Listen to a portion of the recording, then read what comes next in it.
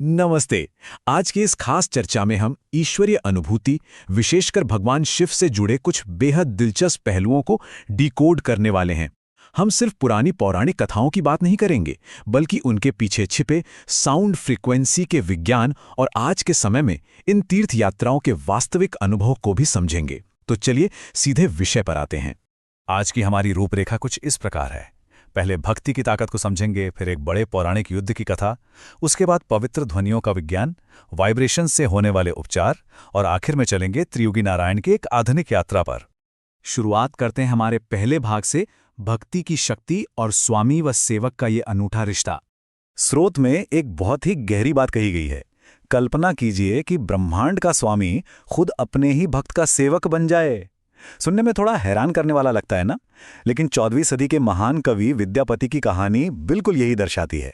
उनका समर्पण इतना गहरा, इतना अचूक था कि स्वयं भगवान शिव को भेष बदलना पड़ा। ग्रंथों के अनुसार शिवजी उगना नाम के एक सेवक का रूप धरकर उनके पास आ गए, सिर्फ इसलिए ताकि वे अपने इस परम भक्त के करीब रह सकें। ये बताता है कि जब भक्ति अपने चरम पर होती है तो भगवान और भक्त के बीच का पूरा समीकरण ही पलट जाता है। इस पूरी प्रक्रिया को ग्रंथों में 2 चरणों में बांटा गया है। पहला है साधना भक्ति, जो एक तरह की तैयारी है, अपने हृदय को साफ करना और विचारों को ईश्वर की ओर मोड़ना। और फिर आती है सिद्ध भक्ति, जो एक अल्टीमेट स्टेज है। यहाँ गुरु की कृपा से आत्मा सीधे ईश्वर के प्रेम में विलीन हो जाती है। इसे ऐसे समझिए जैसे गंगा नदी की धारा बिना किसी रुकावट के सीधे समुद्र की तरफ बहती है। बिल्कुल वैसे ही हमारे सारे विचार और भावनाएं स्वाभाविक रूप से ईश्वरीय सत्ता की ओर बहने लगती हैं।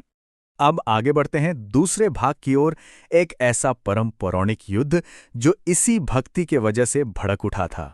भक्ति की ये ताकत कितनी हावी हो सकती है, इसका सबसे बड़ा सबूत है भगवान शिव और भगवान राम की सेना के बीच हुआ ये महासंग्राम। टाइमलाइन पर नजर डालें तो कहानी तब शुरू होती है जब राजा वीरमणि ने भगवान राम का अश्वमेध घोड़ा पकड़ लिया। जाहिर है इसके बाद राम जी की सेना से पुष्कल और शत्रुघ्न को युद्ध के मैदान में उतरना पड़ा।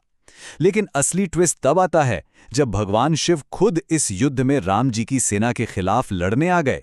क्यों? सिर्फ अपने परम भक्त राजा वीरमणि की रक्षा के लिए। इससे ये बात बिल्कुल साफ हो जाती है कि ईश्वरीय विधान में भक्त की रक्षा करना हर हाल में एक सर्वोच्च प्राथमिकता है। और ये कोई छोटा मोटा टकराव नहीं था, ये एक बेहद भयंकर युद्ध था। हनुमान जी ने अपनी पूरी ताकत लगा दी, बड़े बड़े पेड़ उखाड़ फेंके, यहां तक कि शिवजी का रथ और उनका त्रिशूल तक तोड़ दिया। लेकिन इस विनाशकारी युद्ध का अंत किसी की हार जीत से नहीं, बल्कि एक गहरे आपसी सम्मान से हुआ। शिवजी हनुमान जी की ताकत और अटूट समर्पण से इतने खुश हुए कि उन्होंने युद्ध बीच में रोककर उन्हें एक ईश्वरीय वरदान दे दिया।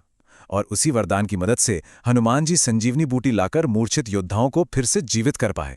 चलिए अब तीसरे भाग पर आते हैं, जहां हम इन पौराणिक बातों से निकलकर पवित्र ध्वनियों और वाइब्रेशंस के विज्ञान को डिकोड करेंगे।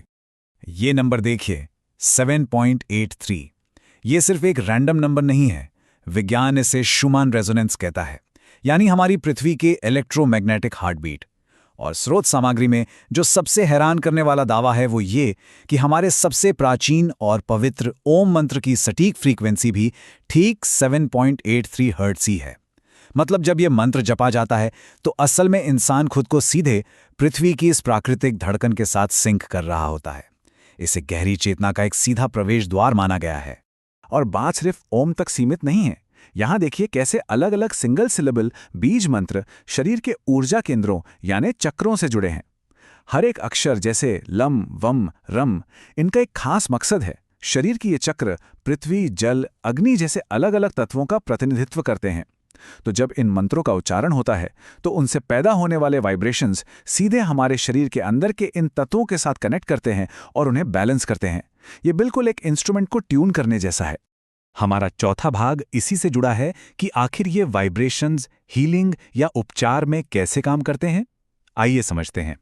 मंत्रों की ये ध्वनियां हमारे शरीर पर असल में क्या असर डालती हैं। स्रोत के मुताबिक मंत्र के आखिर में जो मम मम मम जैसी एक लगातार गूंज होती है, जिसे अनुस्वार कहते हैं, वो हमारे शरीर में नाइट्रिक ऑक्साइड का प्रोडक्शन बढ़ा देती है। अब ये नाइट्रिक ऑक्साइड कोई मामूली चीज़ नहीं है। ये मॉलिक्यूल हमारे ब्लड फ्लो को बेहतर बनाने और शरीर की लगभग 50 ट्रिलियन कोशिकाओं के बीच बातचीत यानी सेलुलर कम्युनिकेशन को सही रखने के लिए बेहद ज़रूरी है।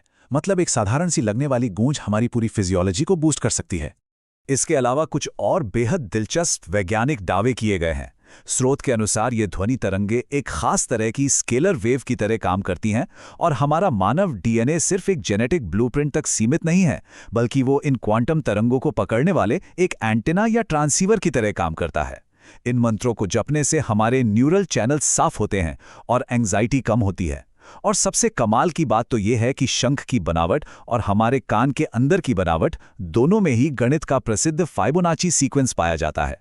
ये साफ इशारा करता है कि हमारा शरीर और ब्रह्मांड की ध्वनियां एक ही ताल पर काम कर रही हैं। इन भारी भरकम वैज्ञानिक और आध्यात्मिक बातों के बाद अब हमारे 5वें और आखिरी भाग में चलते हैं, त्रियुगी नारायण की एक वास्तविक आधुनिक यात्रा पर। अगर इन सब बातों को जानने के बाद किसी भी प्राचीन स्थल पर जाने का मन करे तो यात्रा गाइड में बताया गया त्रियोगी नारायण मंदिर एक बेहतरीन अनुभव है। सोनप्रयाग से करीब 13 किलोमीटर की खड़ी और बेहद ऊबड़-खाबड़ चढ़ाई है, जिसके लिए एक मजबूत एसयूवी ले जाने की सख्त सलाह दी जाती है। लेकिन यहाँ एक कमाल का कॉन्ट्रास्ट देखने को मिलता है। एक तरफ ये प्राचीन और दुर्गम मंदिर है जो पूरे 12 महीने दर्शन और समारोहों के लिए खुला रहता है, और दूसरी तरफ यहाँ आज के ज़माने का एकदम फास्ट 5G नेटवर्क भी उपलब्ध है। यानी हजारों साल पुरानी मान्यताओं के बीच खड़े होकर भी पूरी दुनिया से वर्चुअली जुड़े रहने का ये एक अनूठा संगम है। इसी के साथ आज की इस चर्चा को हम एक सवाल के साथ खत्म करते हैं। जरा सोचकर देखिए, अगर हम इन कालजयी पौराणिक कथाओं के संदेशों और प्रकृति की इन मौलिक ध्वनि तरंगों को अपनी रोजमर्रा की जिंदगी में शामिल कर लें तो क्या होगा? क्या भक्ति और फ्रीक्वेंसी की इन पुरानी तरंगों के साथ तालमेल बिठाने से आज की भागदौड़ और शोरगुल से भरी दुनिया में एक नई लय और शांति मिल सकती है? इसका जवाब शायद हमारे शरीर की उन 50 ट्रिलियन कोशिकाओं में ही कहीं छुपा है।